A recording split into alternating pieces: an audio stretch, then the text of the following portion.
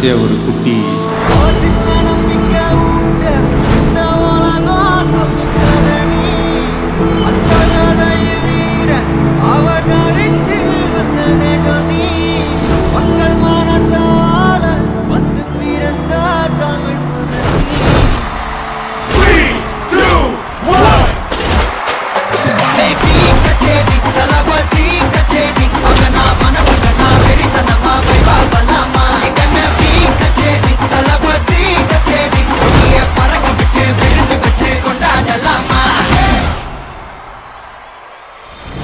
அண்ணன் ஏன் பிடிக்கும் அப்படின்னீங்கன்னா, சின்ன வயசுலேருந்து அண்ணனை பார்க்குறேன். அண்ணனை யாருக்கு தான் பிடிக்காது? நான் நீங்கள் இதுக்கு முன்னாடி